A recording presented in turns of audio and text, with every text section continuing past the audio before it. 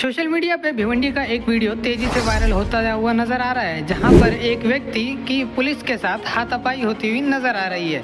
दरअसल इस मामले की अगर तय तक जाएं तो बता दें कि एक केस के चलते पुलिस विद्या जाधव नामक एक महिला को सम्मन देने पहुंची थी। दरअसल विद्या जाधव ने एक एडवोकेट के ऊपर मामला दर्ज कराया था, जिसके चलते पुलिस ने विद्या जाधव को मेडिकल चेकअप के लिए कई बार बुलाने के बाद भी विद्या जाधव मेडिकल चेकअप के लिए नहीं पहुंची, जिसके बाद पुलिस उन्हें सम्मन देने के लिए पहुंची, लेकिन वहां मौजूद अल्पेश रावल के साथ पुलिस की हाथापाई हो गई, जिसके बाद पुलिस ने उनके ऊपर सरकारी काम में बाधा डालने का मामला दर्ज किया है। इसी बात को लेकर के अल्पेश रावल की पत्नी ने एक बयान दिया, जिसमें उन्होंने कहा है कि पुलिस जानबूझकर मेरे समाज सेवी पति को फंसाने का काम कर रही है। ऐसा बयान अल्पेश रावल की पत्नी ने दिया है, जिसके बाद एडवोकेट की पत्नी का बयान सामने आया है। उनका कहना है कि अगर अल्पेश रावल एक समाज सेवी है तो उन्हें सरकारी काम में बाधा ना डालते हुए सरकारी काम को अच्छी तरह से होने के ऊपर ध्यान देना चाहिए और साथ ही साथ सरकारी नियमों का भी पालन करना चाहिए। पूरी बातचीत करते हुए मिसेस बागुल ने क्या कहा, आइए देखते हैं।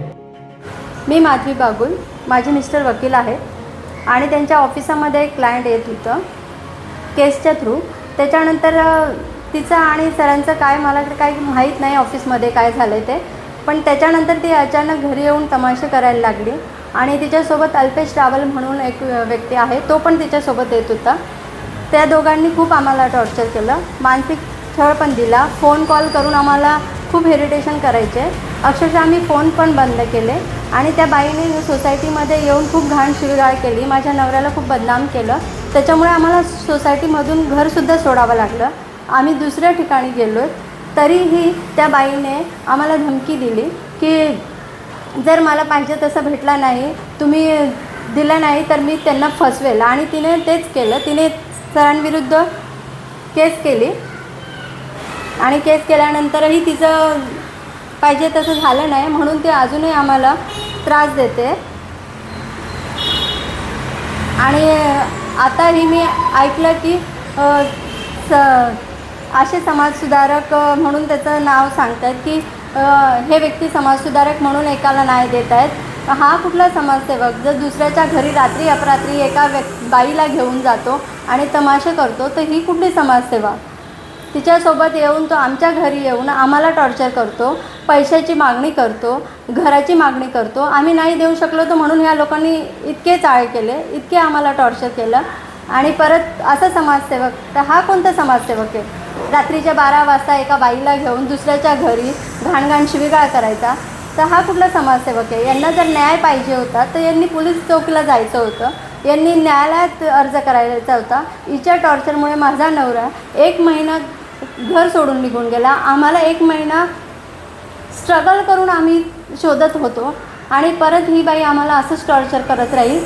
हिच्यापासून आमच्या घराला पण, माझ्या फॅमिलीला पण आणि माझ्या नवऱ्याला पण हानी होऊ शकते। आणि हे समाजसुधारक जर असेच काम करत राहतील तर आम्ही जे प्रामाणिक लोक आहेत त्यांनी कुठं जायचं? तुमचा नवरा गेला निघून तर तुम्ही मिसिंग दाखल केली का पोलीस स्टेशनमध्ये? हो, मी मिसिंग दाखल केली आहे शांतीनगर पोलीस स्टेशनला। आता काय करायचं तुम्हाला? आता काय बोलायचं? काय न्याय पाहिजे तुम्हाला? मला न्याय हेच पाहिजे की जे समाजसुधारक म्हणून बोलत आहेत की आम्ही समाजसुधारक आहोत, तर अशा समाजसुधारकांना जर असा समाजसुधारक जर होऊ शकतो तर आमच्यासारख्यांनी न्याय कुठे मागायचा? ह्या समाजसुधारकाने आम्हाला टॉर्चर केलं, आमच्याकडनं पैशाची मागणी केली, एका बाईच्या थ्रू हा सगळा बिझनेस चालू आहे त्यांचा, आम्हाला फसवलं, आमच्या लहान लहान पोरांवर घाण संस्कार पडलेत। याची खबरदारी कोणी घ्यायची? याचा न्याय कोणी करून द्यायचा? हे जर समाजसेवक आहेत तर आम्ही कोण आहे? आम्ही आरोपी। आता तुमची मागणी काय? माझी मागणी हेच आहे की जे स्वतः बोलतात की आम्ही समाजसुधारक आहे, तर अशा लोकांना कोर्टाच्या समोर उभं करून विचारायला पाहिजे की तू का म्हणून दुसऱ्यांना त्रास दिला? तुझं समाजसेवक हेच होतं का?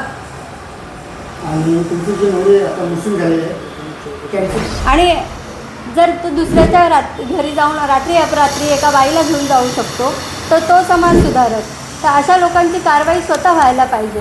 कारण जे माझ्यासोबत झालं आहे ते इतर कुटुंबांसोबत नको व्हायला। एवढं हॅरेसमेंट आम्हाला केलेलं ह्या दोघांनी तर हे पुढच्या कुटुंबाला त्रास नको म्हणून मी हे व्हिडिओ बनवला आहे. म्हणजे तुम्हाला आता सांगायचं हे का तुम्ही त्यांची चौकशी करायला तुम्ही मागे करता? हां, माझं म्हणणं असं आहे की अल्पेश रावल आणि विद्या जाधव यांना शिक्षा व्हायलाच पाहिजे. यांनी आम्हाला खूप मानसिक पण त्रास दिला आणि शारीरिक पण त्रास दिलेला आहे. हिच्यामुळे कमीत कमी माझा नवरा 1 महिन्यापासून घर सोडून निघून गेला होता.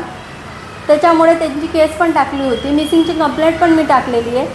तरीही आमच्या सपोर्टला नव्हते आणि तरी यांना समाजसेवकचं कुणी हे दिला, अहदा कोण देतं यांना समाजसुधारक म्हणून मी न्यायालयात हीच विनंती करते की अल्पेश रावत आणि विद्या जाधव यांच्यावर सक्त कारवाई करून आम्हाला तरी न्याय द्यावा आणि पुढचं दुसऱ्या कुटुंबाला अशी परिस्थिती नको यावा की आम्हाला मान खाली घालून चालावं लागेल.